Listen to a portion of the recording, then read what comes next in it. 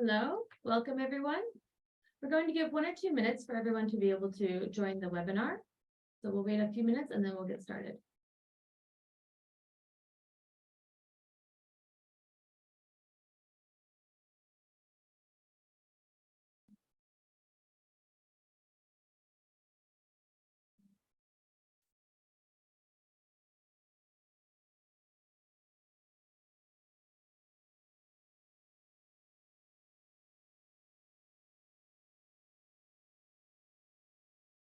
Great. So we're just going to wait 1 or 2 more minutes just to let everyone make sure that they can connect to the webinar, and then we'll get started.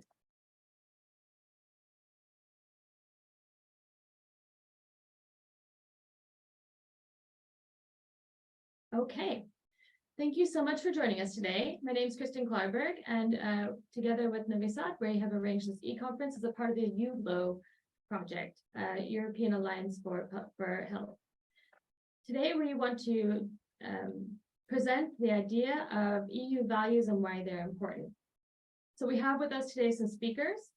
And so I'm going to introduce everyone, and then we'll introduce the topic, and then we'll go through a little bit of the schedule. Today, we have with us Anna Zemkova from the University of Lund. She's a doctor of law at the Faculty of Law here, where she's conducting research in the field of EU constitutional law. Her projects deal with examining the adherence to the rules of law in context to economic emergency. Welcome, Anna. Thank you, Kristen. Yes, we have also with us today Alexei Kishuhas, I hope I said that right, who is joining us from Novi Sad. He is an associate professor and teaches courses on theory and society at the Faculty of Philosophy at Novi Sad, where he also teaches courses on theories in society, classical and contemporary sociological theories on all different levels of studies. Welcome, Alexei. Thank you. We have also with us from the city of Lund, Kristina Habanovic. I hope I said that also all right, from the Europa Direct. Europa Direct is aiming to help the general public here in southwestern Scania, the southwestern part of Sweden, with questions about EU policies, priorities, funds, programs, and other general questions about the EU and how it works. They especially focus on young people, schools, the elderly, and businesses. Europa Direct is co-funded by the European Commission, the Municipality of Lund, the City of Malmö, and the Municipality of Trelleborg. It is an extension of the European Commission and the European Parliament in the member states. Welcome, Kristina. Thank you. And last but not least, we have with us Theodora Stasovic. I hope I also said that okay. I'm doing my best. From ESA, Erasmus Student Network in Serbia. ESA in Serbia is a nonprofit organization and a part of the Erasmus Student Network, the biggest student association in Europe, actually. Their mission is to represent international students and provide opportunities for cultural understanding and self-development under the principle of students helping students. Welcome, Theodora. Thank you. Hi, everyone. So today we're going to go and develop this topic a lot more and discuss it and hear from all of these wonderful experts. And what we're going to discuss is shortly about, so we're going to discuss this, everyone, we're going to go through all the different speakers. After that, we're going to hear some feedback from the students at different universities about, with some questions we posed. We'll also then ask the same questions to the audience with some polls. So we hope that everyone will participate in that. After that, we're going to have some reflective questions for our panelists. And then at the very end, we're going to have a Q&A. So as we're going through these presentations, we hope that you will have questions for our panelists, and we hope that you will write them in the Q&A. After all the presentations and after the videos and the polls, then we will start to go through the Q&A and ask the panelists your questions. So we hope we have some stimulating things for us to read later on. Also, we want to mention that this is being recorded, this webinar, and after it's finished, we'll put it up. We need to edit and make some small changes, and then we'll publish it on the UGLO website. So if you want to find the video at a later time, you can find it there. Great, so now let's dive into the topic. The European Union is founded on a set of values, which are human dignity, freedom, democracy, equality, rule of law, and human rights. It's laid out in the second article of Article 2, of the Lisbon Treaty and the EU Charter of Fundamental Rights. But what does it mean to have a common set of values across many different countries? Do we all interpret these values in the same way? Are there any existing disagreements concerning these values? Are there some things that these are some of the things we're going to discuss. And to get us started, I would like to present, give the floor over to Anna Zemkova. Yes, thank you, Kristen, and thank you so much. I'm really happy to be here, and please do let me know if you don't hear me properly or etc., so that I get a hint. And as Kristen said before, my name is Anna Zemkova, and I'm a Doctor of Laws at the Faculty of Law here at Lund University. And I'm really delighted to be the first person to talk on the topic that is dear to my heart, and the topic which is namely which are the EU values and why they're so important. And I should probably begin by saying that every polity has a set of values that reflects its essence, and the European Union is, of course, no exception in this regard. And as you probably know, and as Kristen has already mentioned, the EU values include respect for human dignity, freedom, democracy, equality, the rule of law, and respect for human rights, including the rights of persons belonging to minorities.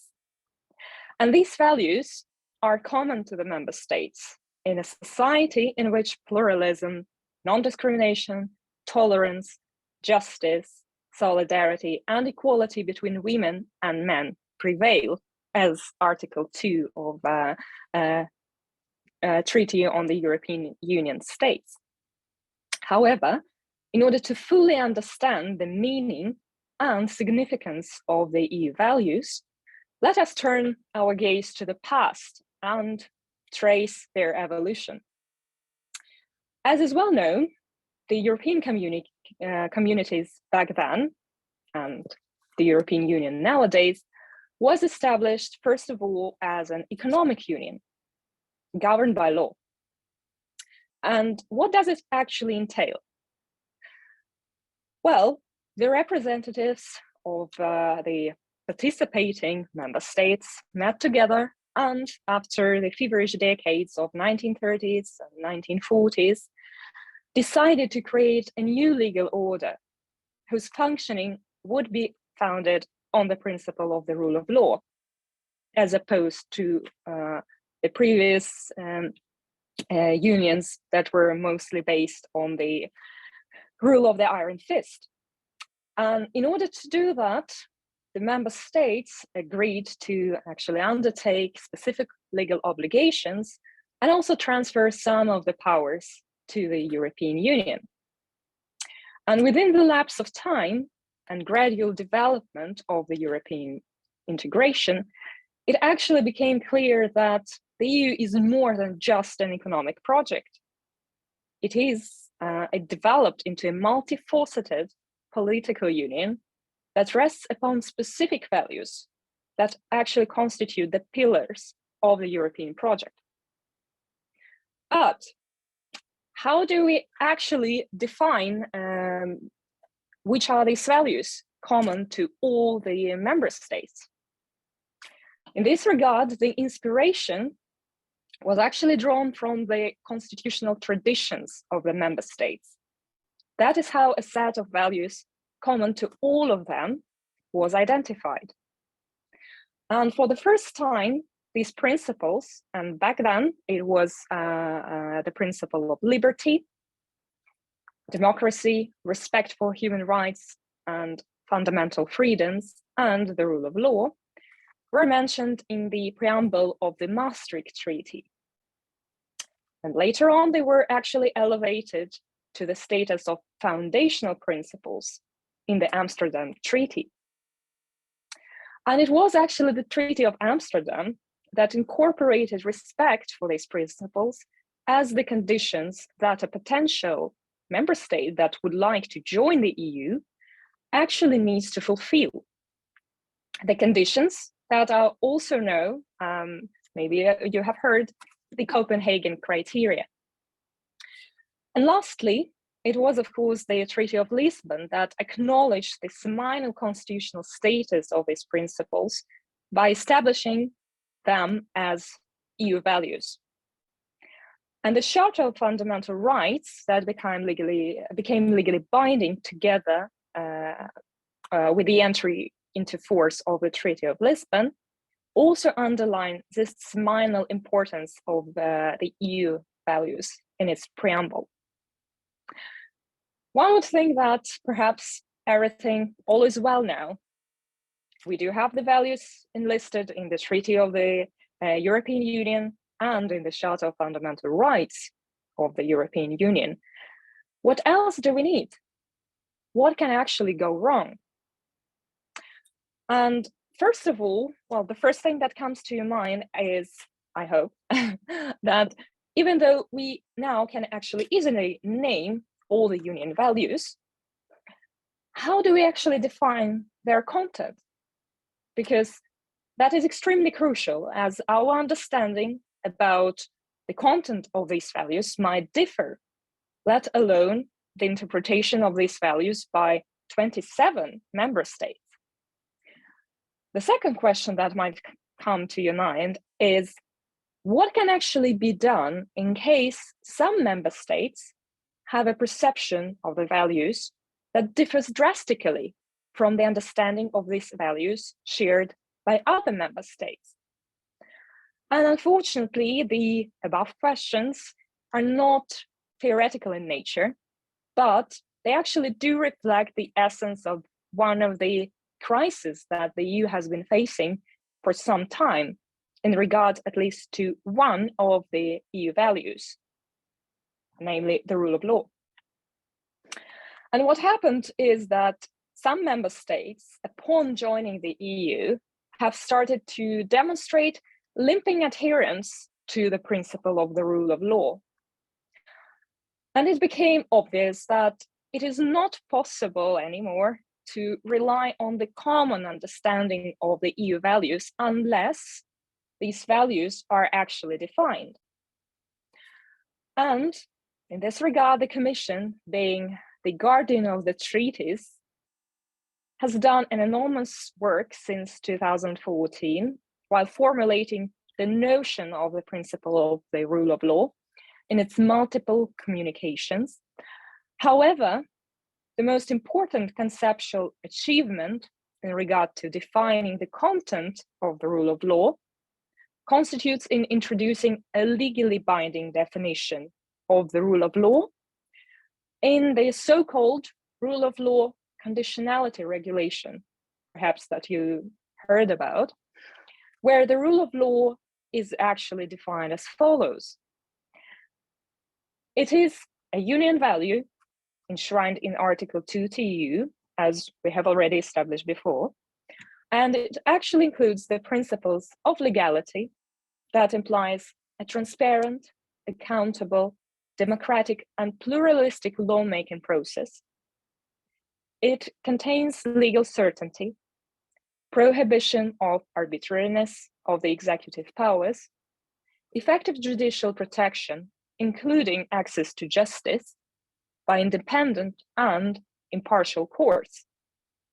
Also, as regards fundamental rights, separation of powers, and non-discrimination and equality before the law.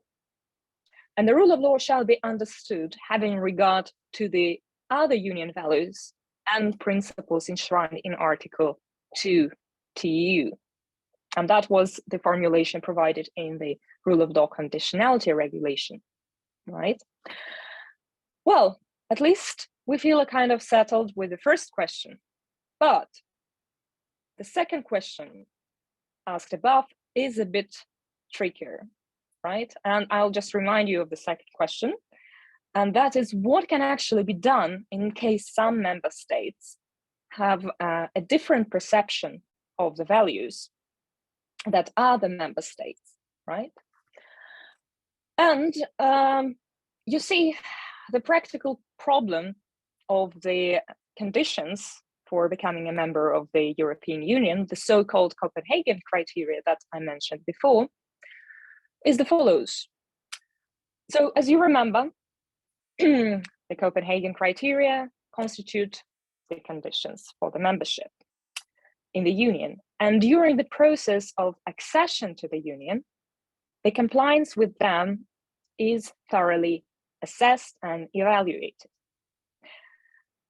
What, however, was not expected at the time of the formulation of this criteria is what happens if a state starts to disregard the EU values once it has become a member of the Union. And even though the Treaty of Amsterdam back in 1997 introduced a special article that provided for an opportunity in case of existence of a serious and persistent breach by a member state of the foundational principles, aka EU values, to suspend some of the rights of a misbehaving member state. The mechanism under Article 7 TEU turned out to be unenforceable in practice. Even though the Treaty of Nice further developed this sanctioning mechanism by adding a preventive dimension to it, by allowing it to determine the existence of a clear risk of a serious breach by a member state of the EU values, unfortunately, it did not result in proper strengthening of Article 7 TEU that once was referred as a nuclear option, but that unfortunately remained to be ineffective. And that is the reason why the EU has had to have recourse to different avenues. So such alternative solutions as infringement proceedings, and this is the proceedings when these are the proceedings when the Commission can actually launch against a member state that does not comply with the provisions of the Union law. There is also a possibility to have recourse to the EU rule of law mechanism, rule of law framework, and the most recent addition to this toolbox is, of course, the rule of law conditionality regulation, whose validity was also confirmed by the Court of Justice in 2022. However, despite the fact that the Union has recourse to all the mentioned instruments, we are still far away from leaving the rule of law backsliding behind. And the battle for the rule of law actually demonstrates and reminds us of how important and fragile the EU values that we might be taking for granted actually are, and how vital it is important to protect them. And with that, I will conclude my short introduction, and I'm looking forward to hearing other speakers and engaging in fruitful discussions with the audience as well. Thank you so much. Thank you so much, Anna, for that presentation. I also missed to mention that you have, you're also the recipient, right, of the Elsa Echelon Scholarship for Female Law, and have been awarded a grant from Brun and Levine Foundation for Legal Research. I missed to mention that, but thank you so much. Thank you. And you got your doctorate now. We also can, it's very exciting. Yeah. So now, thank you. Now I would like to hand the floor over to Alexi, who is going to give us some more inspirational information. Thank you so much, Alexi. Great, thanks. I hope that you are hearing me well. Is everything fine? Great. So, hello, everyone. I thank you for the invitation and for this wonderful opportunity. As you have mentioned, my name is Alexei Kishuchas, and I'm professor of sociology at the Faculty of Philosophy in Novi Sad, Serbia. I mainly teach courses dealing with theoretical sociology, such as contemporary sociological theories, sociological theory in the 20th century, sociological theory in the 19th century, social theory of the modern age, social theory of the classical and the Middle Ages, while I also research sociology of revolutions and sociology of emotions. I'm also a regular columnist in the daily newspaper Danas in Serbia for 17 years now. Regarding this rather short discussion about European values as a very complex subject, I think it is important to discuss these values from a bit wider or even wider historical and sociological vantage point, and not only about the common or perhaps uncommon values of the European Union, although these are interconnected, of course. And I would like to discuss several crucial institutions and values which made Europe a part of the world which became so important and prosperous in the modern age, and which actually made Europe and European values a kind of a template for the way the rest of the world, or how the rest of the world aspired to organize itself. So how did Europeans or Western European medicine, universities, clothes, etc., gradually become the norm? Since, on the other hand, Western Europe in the 15th century would have struck us as a very miserable and a poor place, at least compared to the very prosperous Middle East or the Far East. So what happened ever since? If an alien came to the planet Earth in this time, he or she could never foresee that these poor European societies, stricken with disease and famine, would soon dominate the earth, at least compared to the great empires of the East. In the year, for example, 1411, if we would travel around the world, we would probably be most impressed by the quality of life of the so-called Oriental civilizations. Beijing, with its Grand Canal, the Ottomans, Baghdad, etc. By contrast, Europe in the 1400s would be underdeveloped, recovering from the plague, and in almost constant warfare among its small states. In the 1500s, the biggest city in the world was Beijing, with a population around 700,000 people. The largest European city was Paris, with mere 200,000 inhabitants, while London had just around 60,000 people. And in the 1900s, London was the largest city on the planet, the global megalopolis. After the First World War, the most attractive socio-political systems in the whole world were European in its origins. Liberal capitalism, National Socialism, unfortunately, Soviet communism, etc. So most people in the world now accept great scientific truths revealed by Newton, Darwin, and Einstein, all Europeans.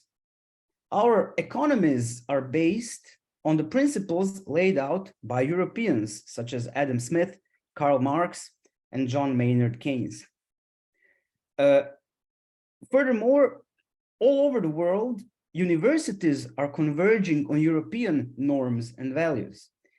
Even if we think that they are nowadays being modeled on American universities, the American universities are actually modeled on the German ones after the reforms made by Humboldt. The same is true of the way medical science is organized, from research to healthcare. Only a few societies continue to resist the European patterns of consumption, as well as the European lifestyles themselves. More and more human beings eat, Western diet, wear Western clothes, and live in Western housing. Even the peculiarly European way of work 5 or 6 days a week from 9 to 5, at least in the latter part of the 20th century, is becoming a kind of a universal standard. Only in the realm of political institutions, we have significant global diversity, resisting the values of the rule of law and democratic representative government. So this is the historical context. Like I said, for some reason, in the late 15th century, the little states of Europe gradually produced a whole civilization able of conquering even the great Eastern empires, both Americas, Australia, and the others. So how did they manage to do it? Well, mainly with its social institutions and their novel values. So now it is time to pinpoint these crucial political and cultural values. First, I see decentralization of both political and economic life, with many states existing, or political entities existing and competing in the west of Eurasia, in Europe, in contrast to the great centralized empires of the East Eurasia. Secondly, the value of science and the scientific revolution in the 17th century as a way or a method of studying, understanding, and ultimately changing the natural world, which also gave Europe a great advantage over the rest of the world, with special attention given to medicine and universities. Thirdly, as was mentioned by Anna, the value of the rule of law as a mean of protecting individuals, their property, and peacefully resolving disputes between them. This formed the basis for the most stable form of representative government so far, called democracy. Fourthly, the values of consumer societies, which can be usually seen or are popularly seen in a rather negative fashion, and with the critiques of this way of life. But the consumer society actually represents a mode of material living, materialism even in philosophy, in which the production and purchase of, for example, clothing and other goods, which actually ushered the Industrial Revolution and plays a central economic role.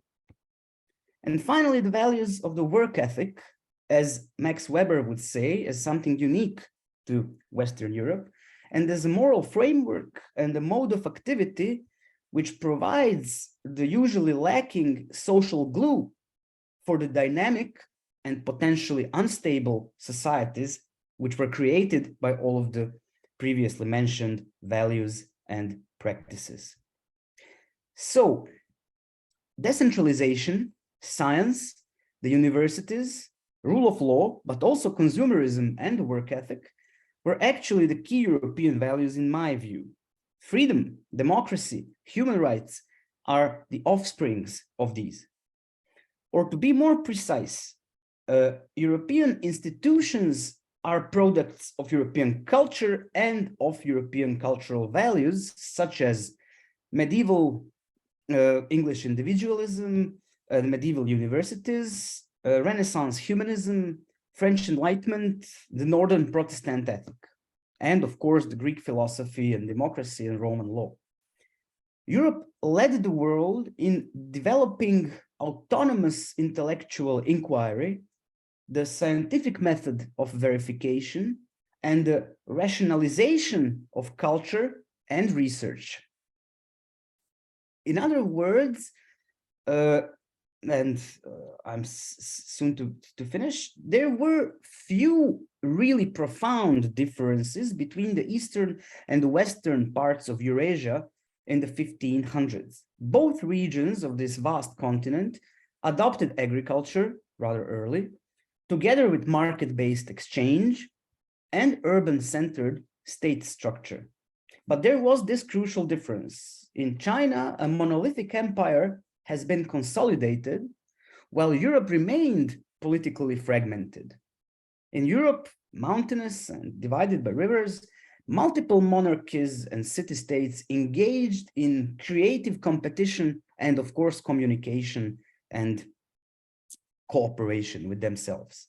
So in my humble opinion, it is not Eurocentric to say that the rise of this European civilization transformed the world. And these gradually became the universal, even cosmopolitan norms of the Enlightenment, science, medicine, decentralization, competition, consumerism, etc. Of course, we should never forget that Europe did disseminate its institutions and values through horrible practices such as colonialism.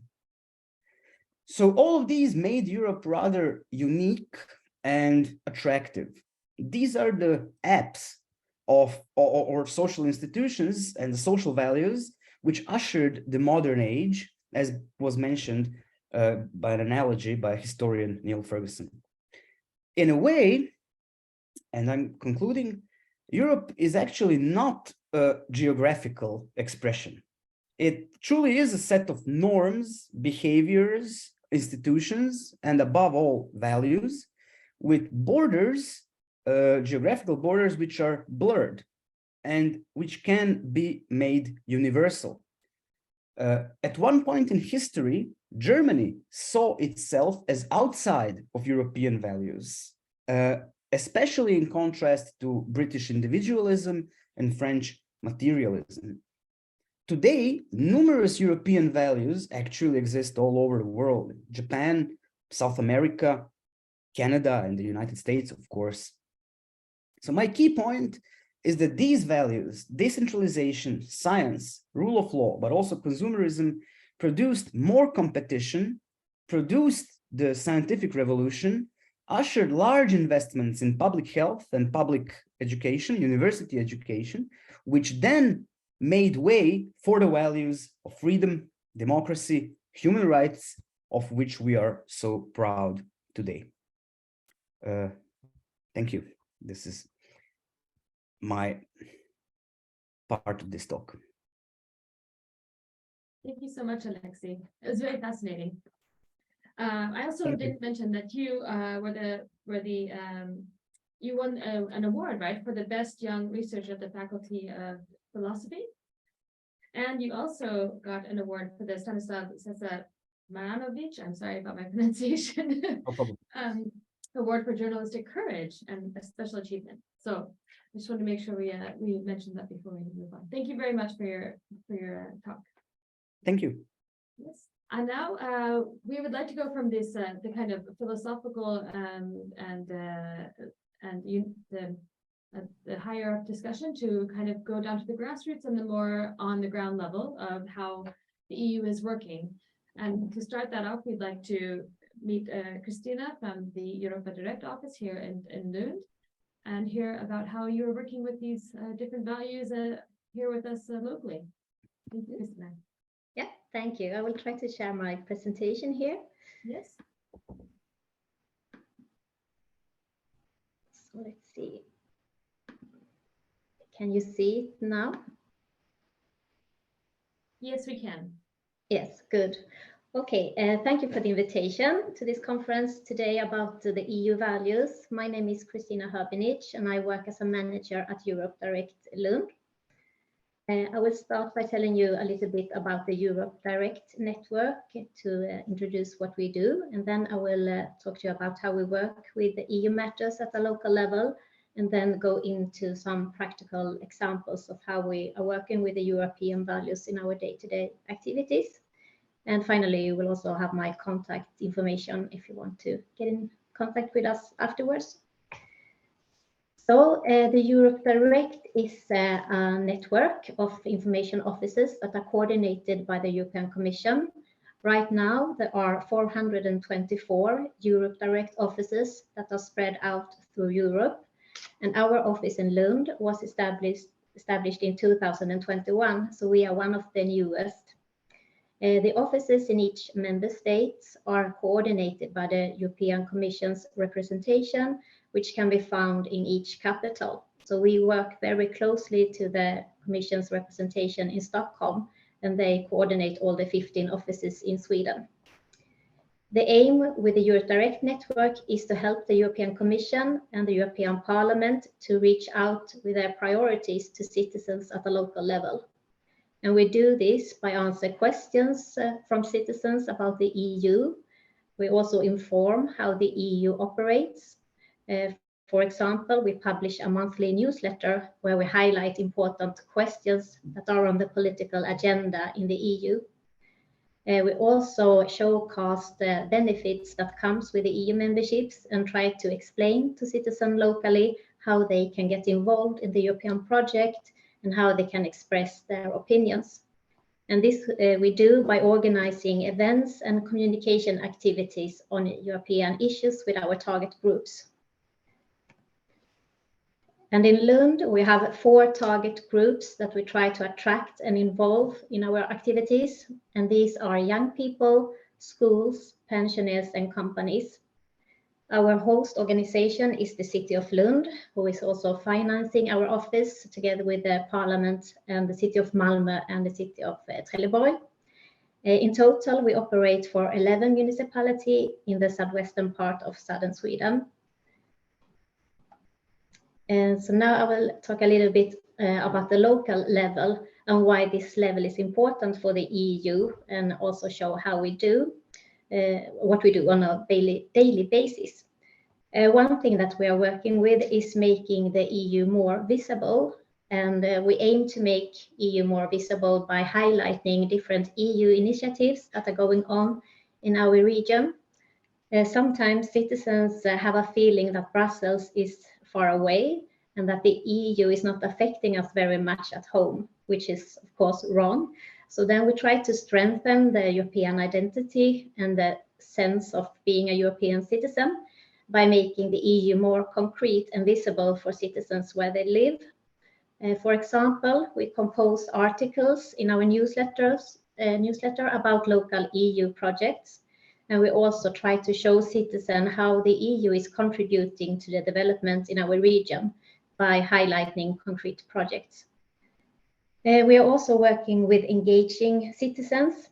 As an EU citizen or EU citizens, we are all part of the European Union, and the Union is its citizens. So we are all co-shaping the future of Europe.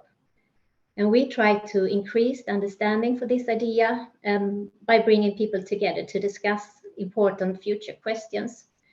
For example, we arrange a yearly EU conference here in Lund called the EU Days Lund, where questions that are important for Lund, Sweden, and the EU are being discussed. And last year, this conference attracted about 700 participants. And we believe it's very important to provide platforms for discussion and to find places where people can meet. And another thing we do is to highlight all the advantages that comes with the EU membership. For example, we arrange seminars about EU funding, trying to clarify how to apply for EU funding within different sectors. And this has been very appreciated by the companies in our region, for example. And we also promote possibilities connected to the European single market, that we as EU citizens are free to travel, study and work in all EU member countries. And we, for example, promoted the Discover EU initiative, where you can travel through Europe by train.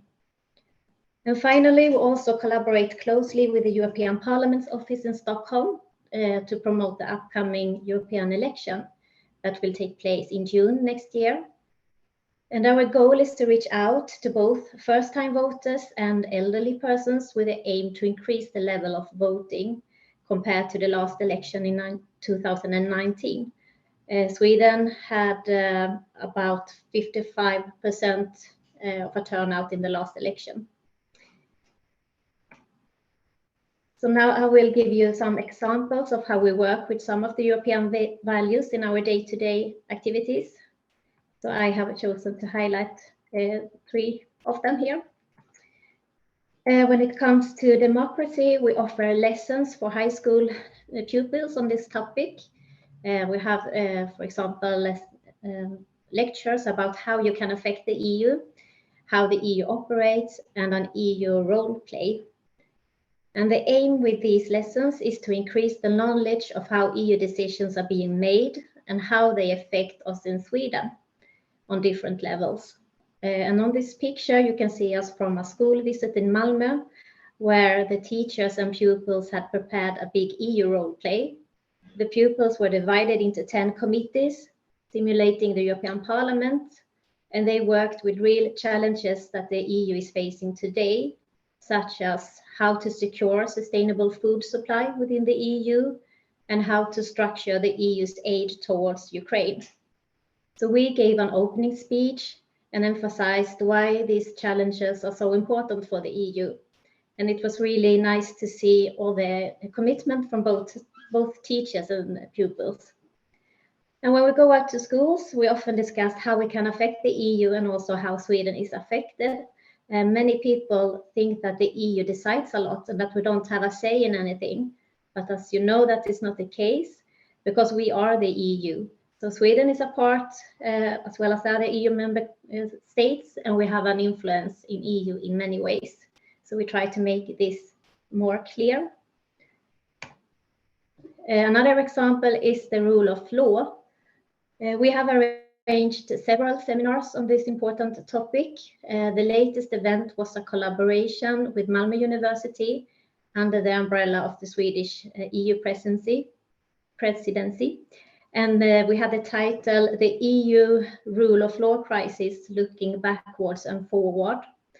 And here we had invited 2 experts to discuss the rule of law. So they talked about the situation in Poland and Hungary, how it has evolved over time, and also gave some concrete examples of how the rule of law have not been respected in these 2 countries. And they also described how it can be a challenge when the political situations are changing in member states over time. For example, towards a more nationalistic direction. And it's a tricky question how the EU can ensure that countries which are once accepted as member states don't change over time. So this is also what Anna was talking about in the beginning. They also discussed the rule of law conditionality mechanism, which was introduced related to the new EU long-term budget. And the mechanism is an instrument intended to protect the EU budget, and it also makes it possible for the EU to withhold EU funding if countries do not follow the rule of law. And I guess it will be interesting to see how well this mechanism function in real life. But at least it's a step forward. And my last example is in connection to human rights. In 2018, Lund's Municipal Council voted to work systematically with human rights. This decision makes Lund the first human rights city in Sweden. This means that the city is working internally with a human rights perspective when making decisions that affects its citizens. It can include decisions concerning, for example, education, city planning, and elder care. As a human rights city, we also collaborate with companies, universities, and other actors that are working actively to develop human rights. So human rights, it's very important for Lund as a city, and it has a high priority on the political agenda. In Lund, we also have 2 human rights institutes, the Raoul Wallenberg Institute, and also a national agency called the Swedish Institute for Human Rights, which was established last year. So we have arranged 2 events on day in 2021 under the title EU Lund and Human Rights, and it was a collaboration between us and Lund University. On the agenda, we had speakers such as the mayor of Lund, the head of the Raoul Wallenberg Institute, the head of the European Commission's representation in Stockholm, and also experts on law from the university. And on Europe Day this year, on the 9th of May, we will have a special focus on the situation in Ukraine, which also is in line with this value.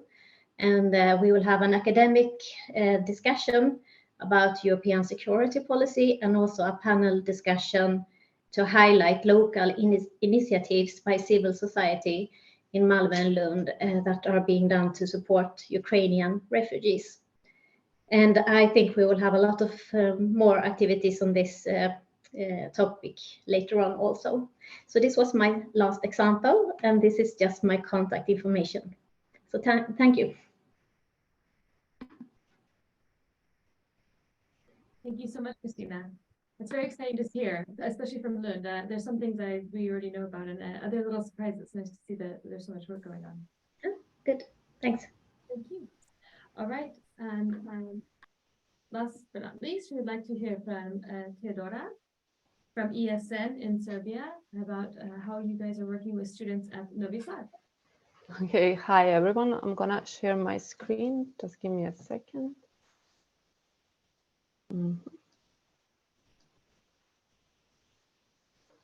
And as well, just I'll lay in add a quick reminder to everyone who has questions. Right. Can you Q&A, and we'll take up the questions at the end. Okay, can you see the screen? Yes, we can. Okay. Presenter view. Oh, let me check. You cannot see me, is that correct? Oh, now it's I see myself. Okay. Okay, can you see me now? Great. Now we see the presentation, yes. Great. Thank Great. you so All right, much. thank you. Hi everyone, my name is Theodora. I'm a second-year student here at University of Novi Sad, and I come in front of Erasmus Student Network. So I'm going to talk to you a little bit about European values and how do people in Serbia, especially younger generations, perceive them. So firstly, why European Union? As of February of 2020, European Union consists of 27 member states. So when it comes to the candidate states, which one of them is Serbia, there is 8 other countries, and Serbia has been on the list since March of 2012. So that's a little bit more than a decade right now. And accession negotiations are still currently ongoing. We are waiting. It is expected for us to enter European Union, to join European Union by year of 2025. But honestly, when talking to another citizens of Serbia, especially students, we are not very positive about that date right now. But even before Serbia's candidature to European Union, there was noticeable migration of not only Serbia's citizens, but also citizens of many other countries to European Union, to countries that are part of European Union. And they've been occurring since the very beginning of European Union. And why is that? I will tell you a little bit about later, but let's go first and see what's Serbia's view on EU. So for Serbian people, European Union is, sorry. So for the younger generations, what we see is new opportunities. We feel that Serbia is right now not providing enough workspaces, to be specific, diverse workspaces. They feel they've been pushed to a box, that the state is itself is molding younger people, guiding them to a certain job fields, even though their passion is in something else. And when it comes to the better education, talking about job opportunities, students in Serbia see European Union like a big shelf of different diplomas, to put it like that. In the past, moving to European Union to obtain education was reserved mainly for master or PhD students. Nowadays, we can see that even high schoolers seek knowledge abroad.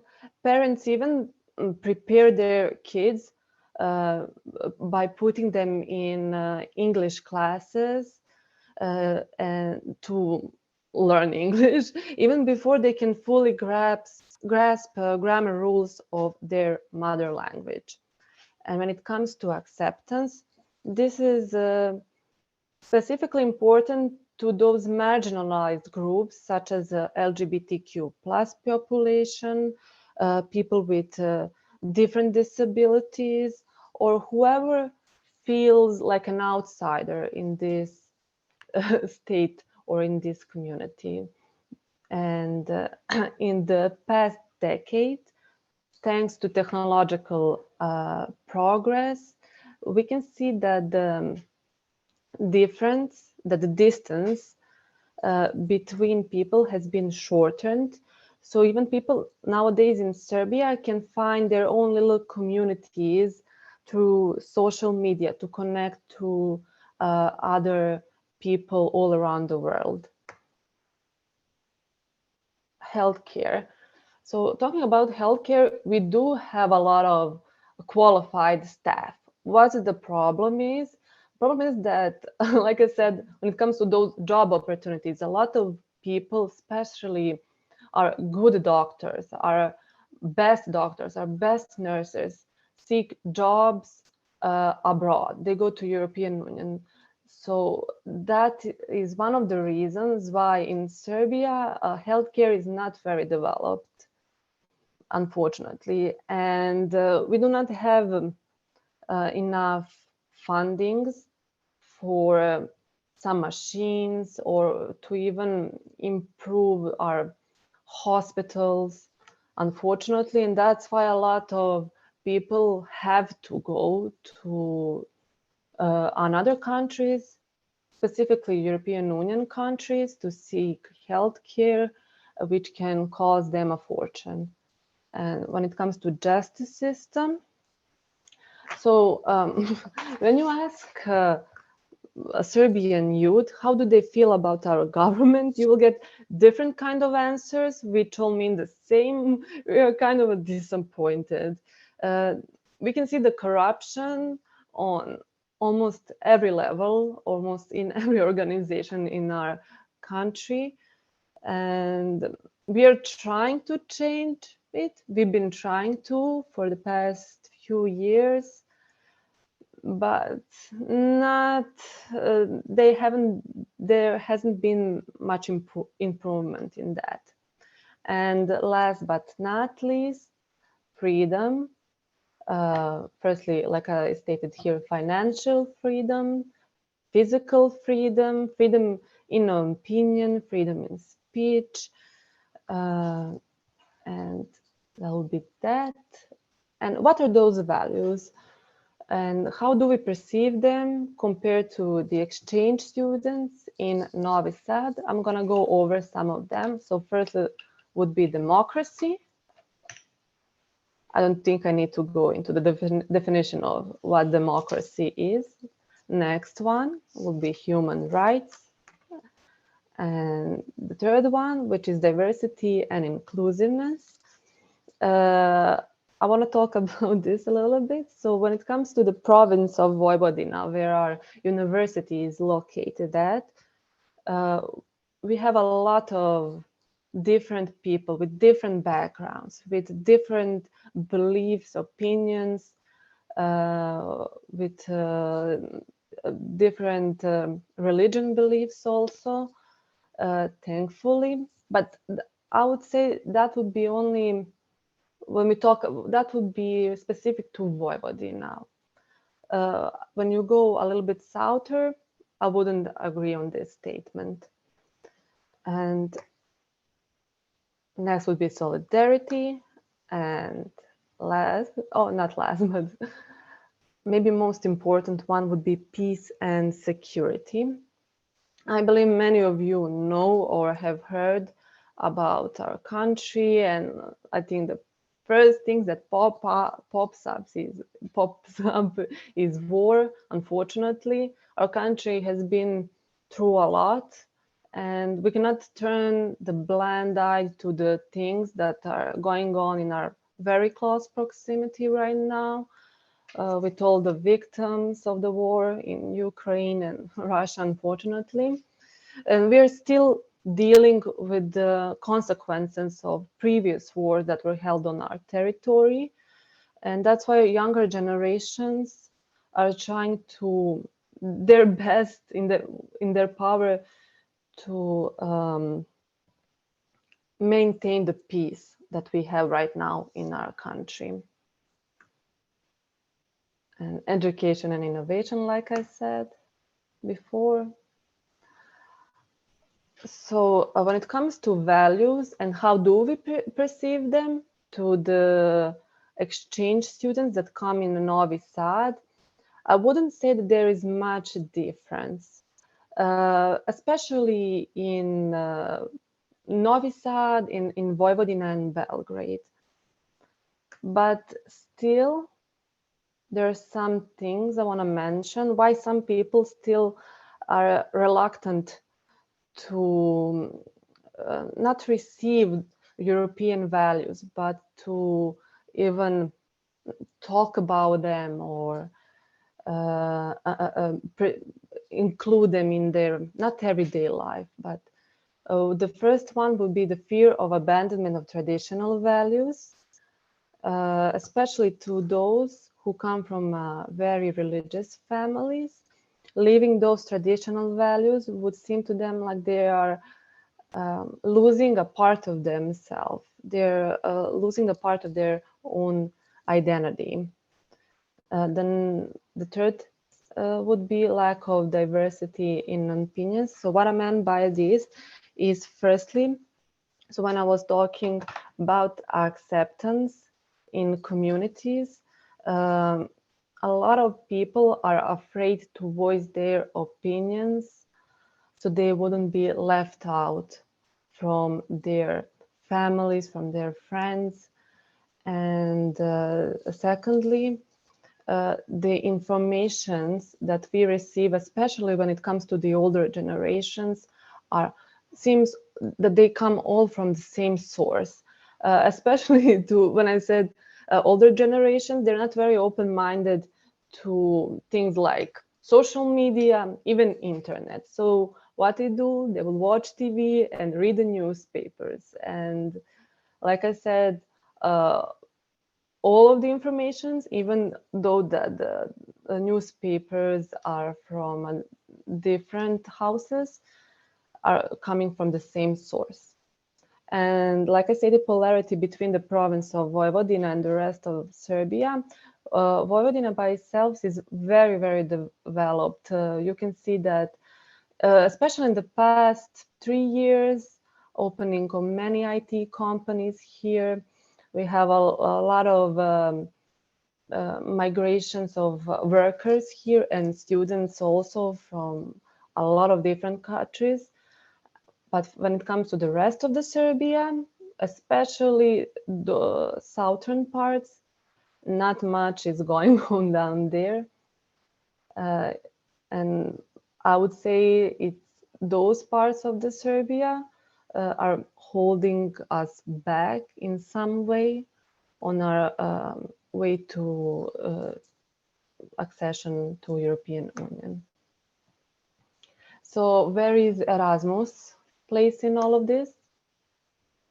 So we have education. We are holding a lot of workshops for students, but not only students, for older generations and younger generations, from primary school to high school, and last to to college.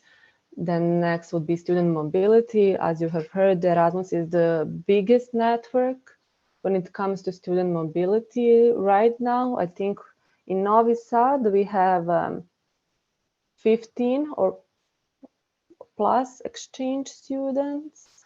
But not only that, students from Serbia go to universities in other countries. And by that, we are trying to connect people, to share different cultures, different opinions, to share also those same values of European Union. And in that way, we are building bridges between different countries, and like we are doing here right now. And the most important thing in life, I would say at the end, are the connections that we make with other people. And I want to thank you for your time. And I know my English is a little bit rusty right now, but I'll be happy to answer all of your questions at the end. Thank you. Thank you so much, Theodora. Okay, thank you. I thought your English was excellent. So Oh, thank you so much. Thank you. I haven't slept in 3 days, that's why, but a lot of work here. It doesn't show. Okay, thank you. Thank you so much. If I could just ask you to click the stop sharing button on your screen. Thank you so much. Wonderful. Yeah. No, it was incredibly interesting to hear about how it is for the students. That was a really nice insight into how things are working for ESN and Novi Sad. Great. Well, so far we've had some really fantastic presentations, and now we thought we would to ask everyone to come back with the screens there, and we're going to now hear a little bit from some students who we've asked a few questions beforehand. So for example, shall I read the questions out loud as well? Yeah, okay. The first question, this is a vox pop, so this is some videos that have been edited together to based on this question from different students. The question is, have you heard about the EU values?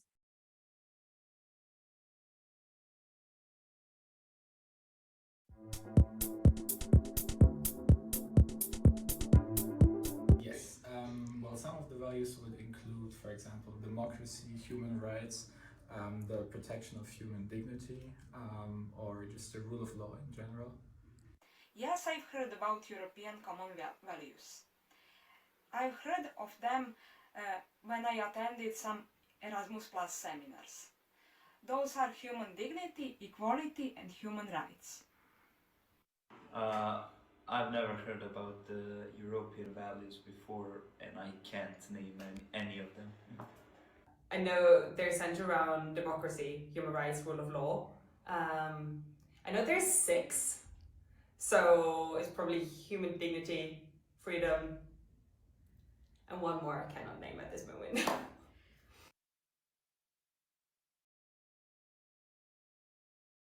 Great. Yes, so I think what we're going to do is we're going to watch all the videos, and then I'm going to go to the panelists to get some of their feedback on these 3 videos, but we'll go to the next one in the meantime. The next question is, which one of the, oh, I'm sorry, yes. Actually, sorry, I made a small mistake. So now what we're going to do, hearing from some of the students, we want to hear from you. So we're going to ask you a question, the same question, and we want to know, have you all heard about the EU values? So if you could go in and vote. Is it visible? Is it working? Okay.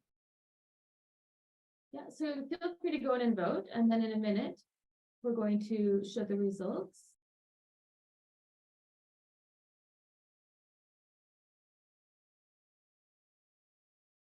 So I apologize, very small writing on my screen that I'm using, so yeah. Have I not launched it? Can anyone see the results of the poll?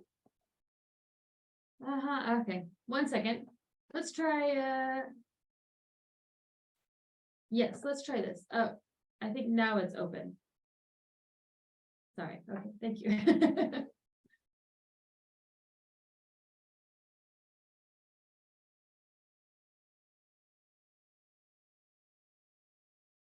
All right, we're a little bit more than half who have answered.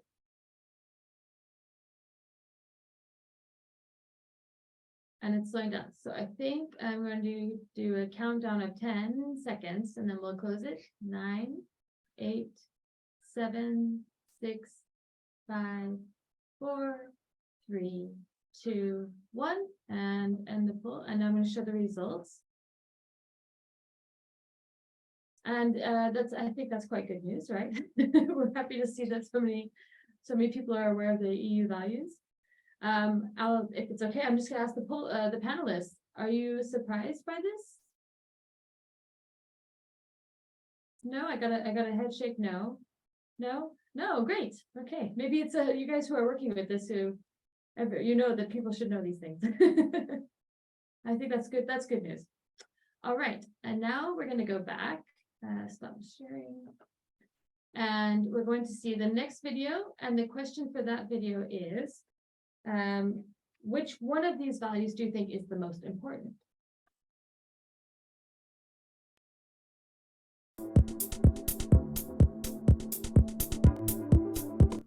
As a political organization, I think, well, all of them, to be honest, but also I think the democracy aspect is very fundamental to the institutionalism of the EU, and also the rule of law, because that's where we've gotten like quite far, I think, in the Union. I would say actually human dignity, because it can affect all, like many fields, I would say. I think those are very basic values for every society. So if we want to grow as individuals and as a society, we need to acknowledge them, embrace them, and to work on them.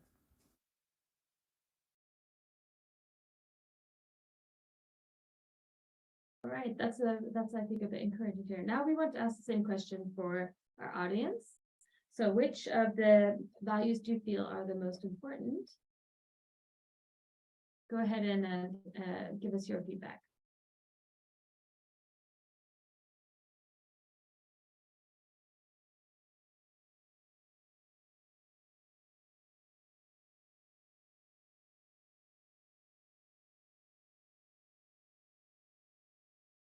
And we're almost halfway. So I'm also going to do another countdown. 10, 9, 8, 7, 6, 5, 4, 3, 2, and 1. All right, we'll close the poll now. And I'll show the results. So we can see human dignity is quite high. And I have to scroll down here. Let's see what else. They're all equally important is by far the most popular answer. A little bit more than half of you have said that you feel that is absolutely, that they are all equally important. Also human rights, human dignity, and democracy. So now I'll quickly ask my panelists, is there anyone who is surprised by these results? Well, for me, it is rather interesting that freedom and equality didn't get practically got none of the votes. Yeah. I think that at first when I saw the answers to the poll, I almost had a heart attack that no one chose the rule of law, but then I realized, and it was really great to see that, of course, it was a part of all the principles, all the values that are, of course, equally important. So I'm definitely happy to see that. And I'm glad that you don't have to choose in real life, so you can work with them all. So. Okay, great. Yes, thank you. So yeah, we are happy that everyone wants to have everything be better in all parts. So I'm going to stop sharing, and then we have a final video. And the last question that we asked the students was, who do you think is responsible for implementing the EU values?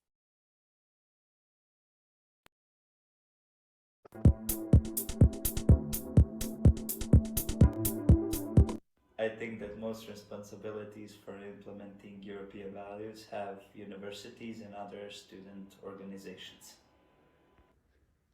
I would say it's a corporation of like politicians, government, and also educational organizations? I think that the best way to improve European values is with universities and school organizations. I mean, everyone. It's the EU in a way and the institutions. So, like the Commission making sure the executive work of the values are actually implemented, but also the nation state or the nation's governments. I think are very fundamental because they're more in touch with the actual populations in the different member states.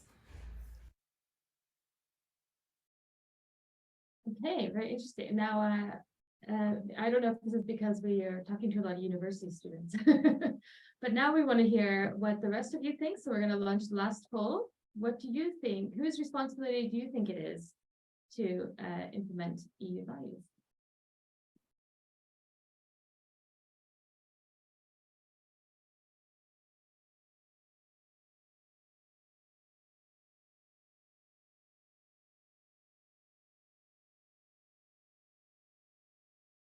And we're about halfway now.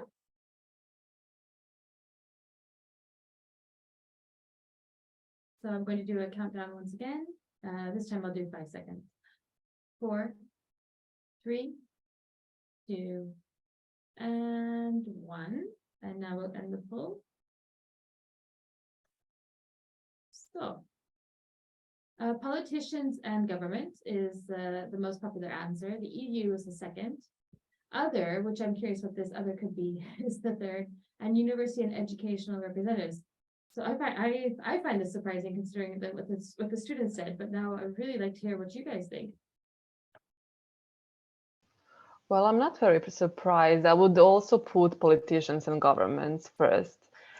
It is important for universities and educational organizations to implement the values, but they're not the most important ones in this story, at least.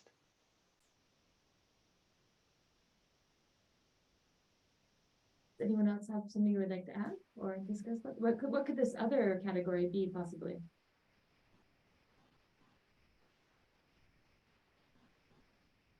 Well, I maybe might chip in. Oh, sorry. no problem, no problem. Alexei. Sorry, I'll be very short. Maybe the individuals themselves, you are, as a human being, you are responsible for, I don't know, sharing these values in your communities and among people, you know. Yes, and Alexei, I completely agree with you. I think that it is hopefully the task for all the actors and individuals as well, because that is, if the rule of law, for example, if EU values are actually embedded in our culture, then we can definitely actually develop them further. So I guess there are quite a lot of factors that should be involved in respecting the values. Yes. Yeah, I think that was one of the students said it's a cooperation that has to be working together. You can't have one going without the other. But it's yeah. So it's very nice that what I think we're going to do now is we're doing quite well on time, but we have quite a few questions in our Q&A actually. So now I'm going to ask our colleague Sabina to take some of these questions and ask you guys for your feedback. Thank you, Kristen. Well, the very exciting talks have definitely inspired the audience to ask lots of questions. So I do have many questions for all of the panelists, and I will ask them to kindly to be concise in their answers so that we can cover as many as we can. So Anna, you already touched upon this a little bit, but one of the questions for you is, do the values apply only for EU citizens? What approach does the EU have for people from other parts of the world? Because it seems that some of these common values are really understood differently. So do you feel that there are some values that everyone agrees on? Yes, thank you, Sabina, for the questions, and thank you for the audience for asking these questions. And I think that these questions are also interesting and challenging, right? And first of all, of course, the EU values are definitely applied within the EU. So, of course, I wouldn't say that they are reserved to EU citizens. Of course not. We all want and we all expect the EU values to be respected in regard to everyone, right? And when it comes to, of course, coming to, in a way, a common denominator for most of the values, I would really hope that, of course, everyone considers, for example, human dignity to be a common value, right? And all the values actually to be common and to be shared. But of course, as we can also see in practice, people might have different understandings, and these understandings can potentially clash, even in situations where you probably think that there shouldn't be a question, an issue, at least for me. But that is also the side of the pluralism, I guess, pluralism of opinions as well. Thank you, Anna. And now one for Alexei. What do you think is the main motivation for non-EU countries to try to join the EU? Is it partly these common values? And also with the negative voices towards the EU and with war close to home, do you think the EU will be more soft on countries that want to join it?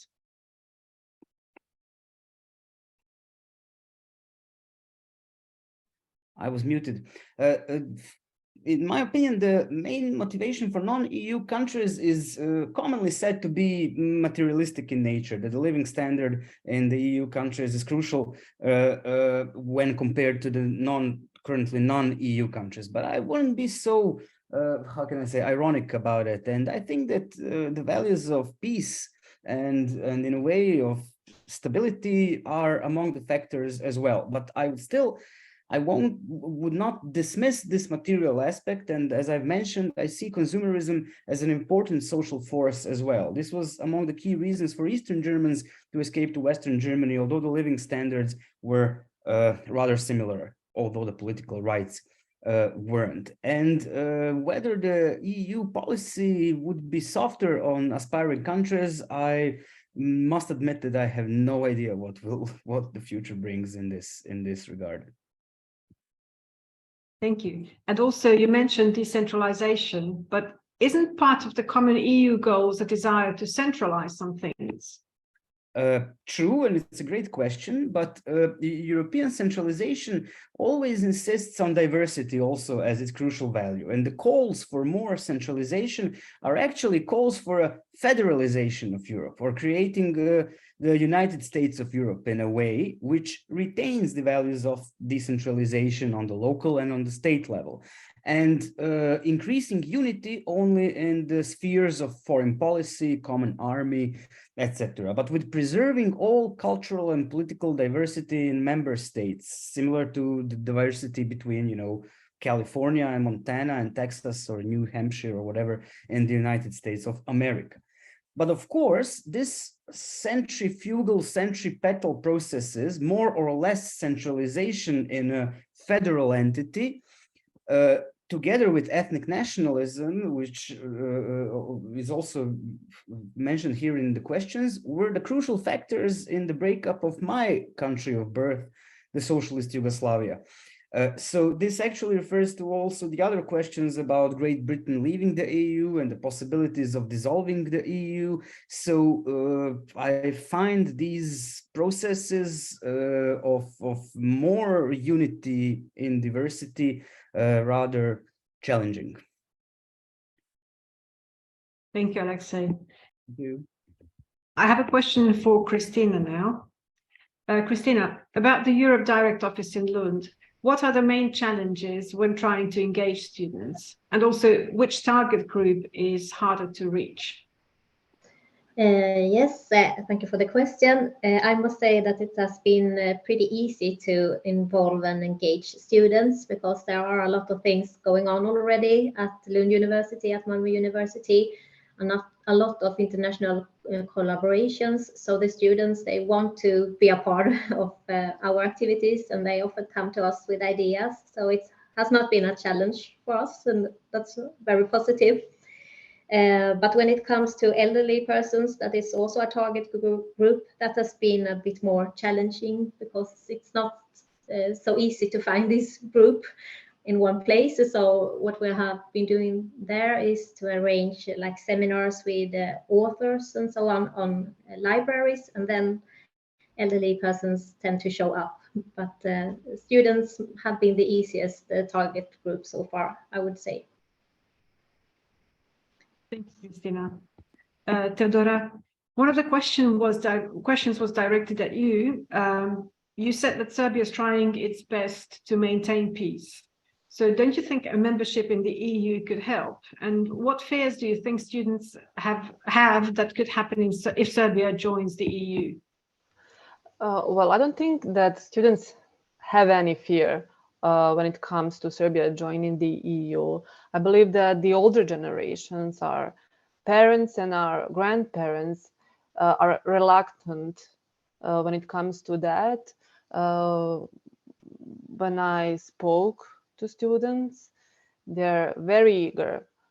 Firstly, why? Firstly, because it will open the door for our students to go abroad with a very low cost, which is Erasmus right now giving them, but it will be much easier, the papers and the other stuff that can be a very, very difficult thing for many students. Firstly, you asked me that Serbia is trying to maintain peace. Do I think that the membership would help? I do. Right now, like I said, we are torn apart between two sides. One would be Russia, and the another one would be, I would say, European Union. And like Anna stated, joining EU would mean that we will have to implement laws of EU, and I believe by respecting those laws, that we are gonna maintain that peace still, hopefully, but there's still a long way for us to join EU. Thank you, Teodora. There are also some questions which were not directed at any of the panelists specifically, so I think these are perhaps things that you all might want to answer. One of them is, the European values are well established, but how do they apply when countries belonging to the EU clearly violate human rights, when they are involved in pushbacks of immigrants trying to reach Europe by boat in a desperate situation, trying to leave countries with violent contexts? So who regulates those situations?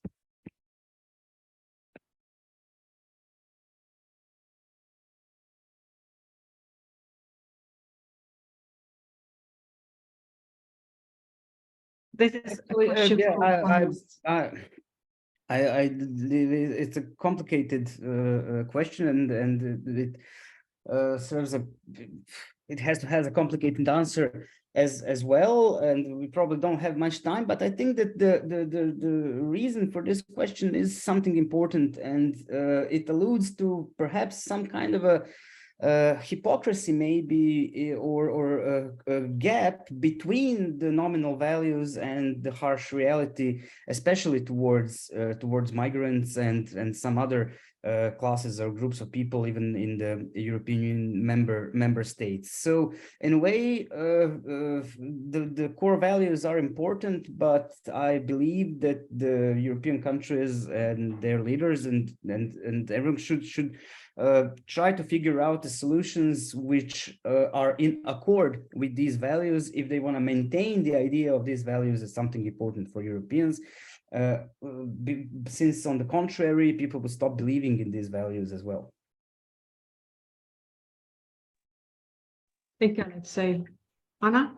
Yes, and I think that I will just add a tiny bit that I think that EU values in general can also be perceived as solution concepts, right? So it's the aspirations that we have about how this society should work, and how we actually, what we need to do is, of course, to strive to them and to make sure that they are enforced. And sometimes, unfortunately, of course, we can see that sometimes we fail to fulfill the adherence to EU values. So this adherence is actually malfunctioning. But I think that it serves as a tragic but great reminder of the importance of EU values, and points us more to actually ensuring that the Union, that consists of both, of course, of institutions, of the civil society, of everyone, that we actually all contribute to adherence to EU values. So I think that is a way forward. Thank you. And related to this, and probably the last question, with more polarized opinions and especially far right-wing winds passing through many European countries, do you think it will be possible to have common values? Do they matter when some countries clearly interpret these in different ways?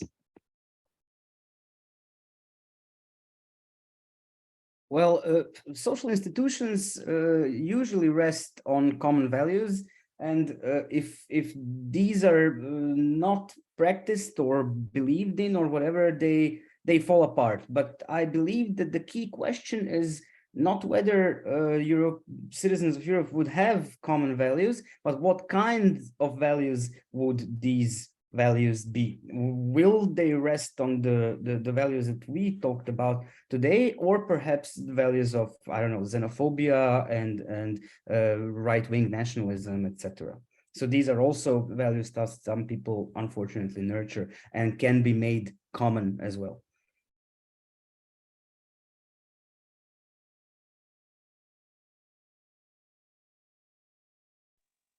Of course, I can also add a bit, but obviously I'm biased because my research is, of course, only mostly deals with the rule of law as being one of the EU values. And of course, at least throughout my research, what I realize is that EU values are extremely important, but what is more important is, of course, their enforcement, right? And once we have decided, right, once the member states actually decided to be part of the Union, at least to me, it goes without saying that the values that the European Union has need to be upheld by them.